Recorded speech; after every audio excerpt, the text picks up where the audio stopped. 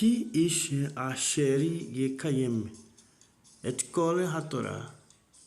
Vu nikshal או נכשל בדבר אחד, הוא אשם בכולם.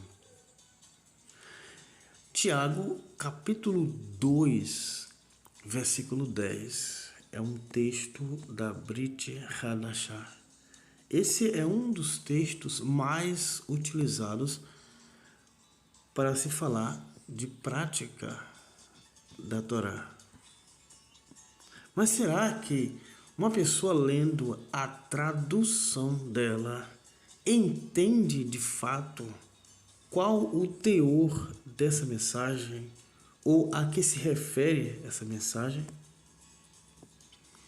A tradução normalmente é essa: porque qualquer que guardar toda a lei e deslizar em um só ponto é culpado de todos.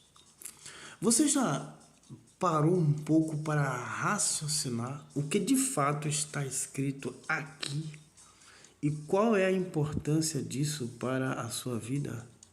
Vamos raciocinar juntos de acordo tanto com a tradução quanto com o texto em si. Vamos pegar uma expressão que ocorre no texto, que é essa daqui. Asham.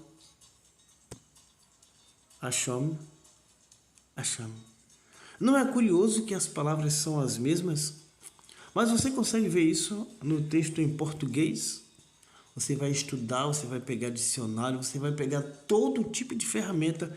Mas me responde depois nos comentários. Você seria capaz de identificar essas duas palavras iguais? Aleph, Shin, Mem, Aleph, Shin, Mem. Você seria capaz de fazer isso? Óbvio que não. Essa expressão é muito semelhante ao que está em Breshit, capítulo 2, no final do capítulo 2 e início do capítulo 1. Lá está escrito, por exemplo,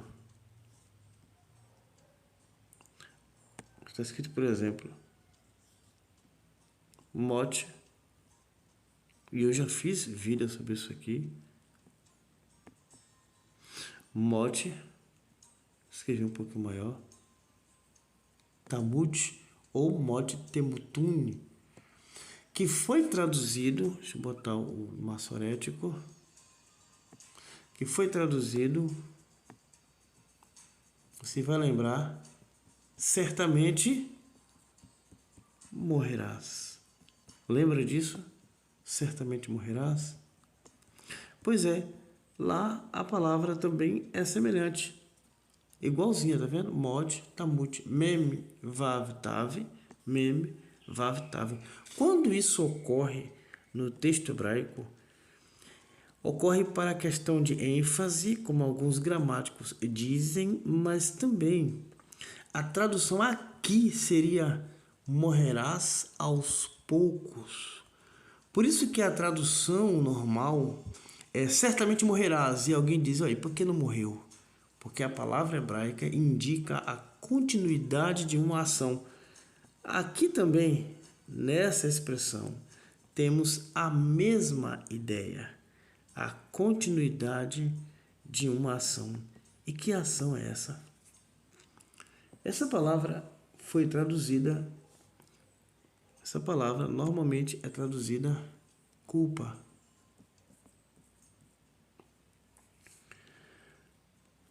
Pois quem obedece a toda a lei, mas tropeça em um ponto, torna-se culpado de todos. Normalmente é assim. Então, Ashum se tornará aos poucos culpado. Não é uma culpa imediata no sentido de julgamento. Não é nesse sentido. Este é o primeiro ponto. Não é nesse sentido. Assim como não é no sentido de morte, certamente morrerás, de imediato. Aqui também não é uma culpa de imediato. E eu vou explicar o porquê e qual o sentido que está por detrás disso. Culpando-se lentamente. Esse é o sentido de fato. Culpando-se lentamente. Então não está tudo acabado quando uma pessoa viola uma das instruções da Torá. Não é que está tudo acabado. É que ele começa a entrar em erro. Se ele começa a entrar em erro, ele também tem a possibilidade de começar a entrar em acerto. É o mesmo raciocínio. Agora, obedecer a toda a lei, como está na tradução. Por que a Escritura vai falar de obedecer toda a lei? Qual é o sentido disso? Qual o sentido disso? A Torá,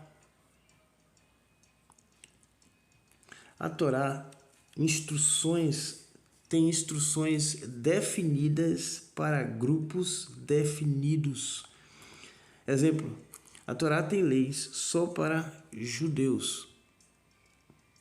Você sabia que tem leis só para judeus? A Torá tem leis só para levitas. Você já leu isso? Você já leu algum texto que a lei era só para os levitas e o judeu não teria que praticar aquilo? Você sabia que a Torá, por exemplo, tem leis somente, exclusivamente para reis? Eu vou citar aqui pelo menos esse, Devarim, capítulo 17, versículo 14 em diante. São leis somente, exclusivamente para reis. Outras pessoas não deveriam praticar. Tem leis na Torá que era só para soldados e não para outras pessoas. Tem leis na Torá que era só para mulheres. Então o homem não deveria praticar aquela lei. Você sabia que a Torá tem instruções definidas para grupos definidos? Então, quando se diz obedecer toda a Torá, tem que tomar muito cuidado com o que você tem em mente sobre a expressão toda a Torá.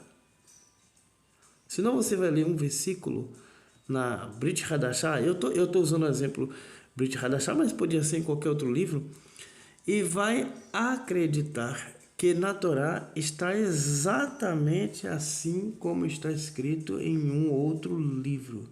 E isso não é verdade. Uma outra expressão muitíssimo curiosa que aparece no texto é essa aqui. Venikshal bedavar echad. Essa aqui chama muito mais a atenção por causa de uma palavrinha. Essa daqui. Echad. Vamos ver a diferença da tradução para o que está realmente escrito aqui. Olha, observe, porque qualquer que guardar toda a lei e deslizar em um só ponto é culpado de todos. Quando você traduz dessa forma, quando você traduz assim, você está dizendo que esse aqui é indefinido. Indefinido. Pode ser qualquer. Isso leva as pessoas a acreditar que se você pratica a lei e tropeça em qualquer um dos pontos, você é culpado de todos. Vamos entender primeiro esse qualquer um dos pontos? Vamos lá? Então a Torá tem lá honra, pai e mãe. Esse é o mandamento. Mas e se eu não cumprir? Se eu não cumprir este mandamento, eu estou praticando, por exemplo, adultério com uma mulher? Oi? Eu estou praticando adultério com uma mulher? Responde nos comentários. Se eu não honrar pai e mãe, eu sou culpado do adultério? Será que seria isso? Tá. Eu vou inverter a situação para que você entenda melhor. A Torá tem a lei de não adulterar. Eu não posso possuir a mulher do meu próximo. Mas aí eu possuo a mulher do meu próximo. Isso quer dizer que eu violei o dízimo? Responde nos comentários. Como que eu violo esta lei? Ao violar esta lei, eu estaria violando esse. Não ficou vago? Ficou muito vago a interpretação, ficou muito vago a tradução. Porque na verdade, em hebraico, em grego e na maioria dos idiomas, as coisas funcionam assim. Eu vou colocar ele do lado de lá para você entender. Se eu disser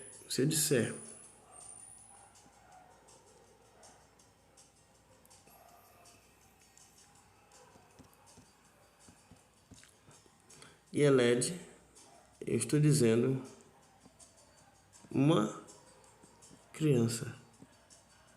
Eu não estou definindo qual a criança. Estou dizendo que é uma criança. Então pode ser qualquer criança. Entende?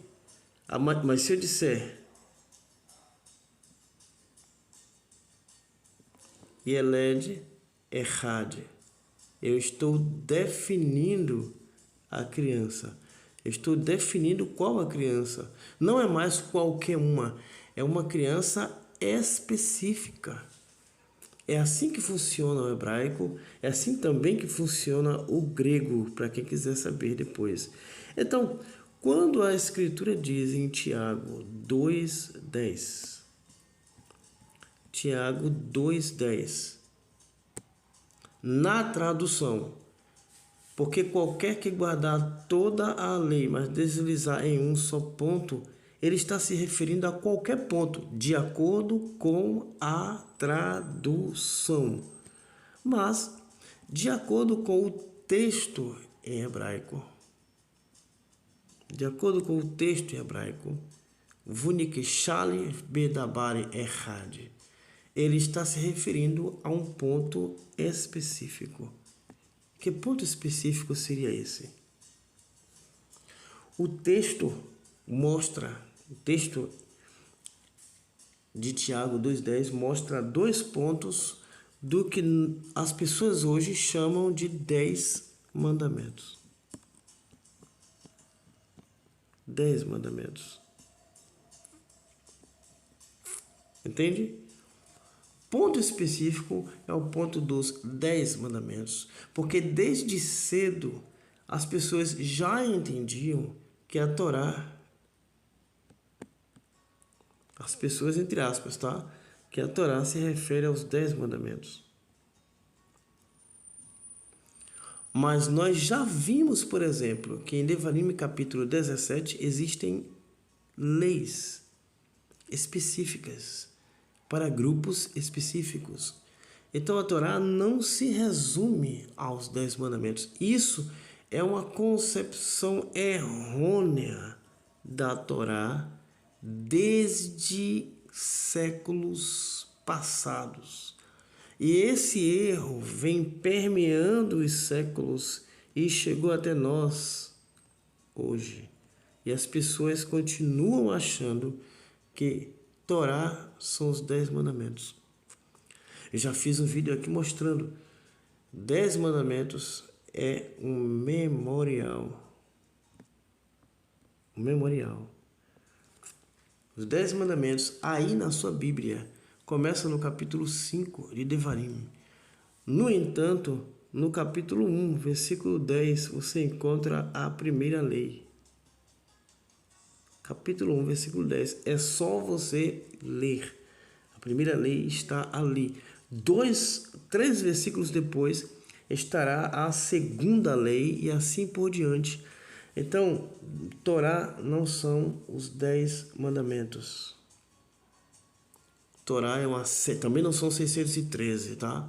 Mas Torá tem muito mais mandamentos do que os 10. Porém, já no livro de Tiago, a concepção de Torá já era essa. 10 mandamentos. Por isso se usou a palavra errad para definir o trecho ao que se refere o autor. O autor estava se referindo, nesta concepção, baseado na palavra errad, aos 10 mandamentos. Só que há um problema sério aí com isso. Viola todas as leis. Não viola todas as leis. Se descumprir um destes e viola o outro, não. Você continua, para quem pratica a Torá, você continua na integralidade da lei que você já pratica e conserta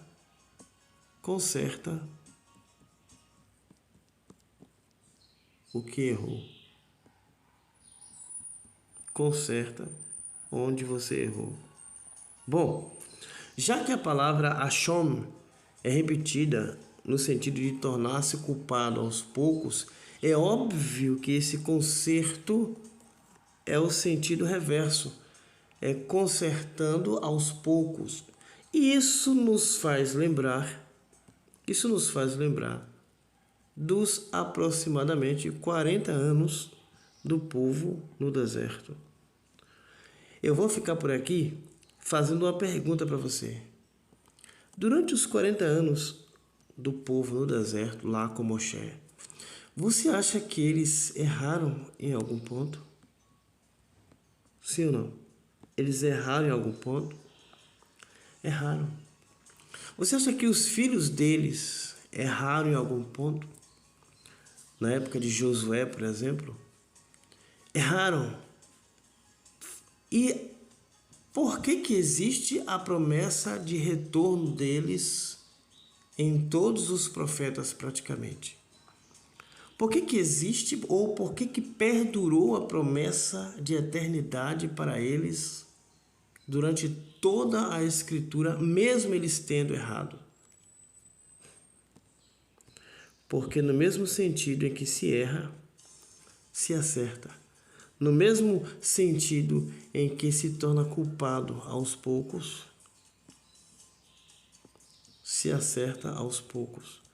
Durante os 40 anos do povo no deserto, é óbvio que eles erraram. Culpa.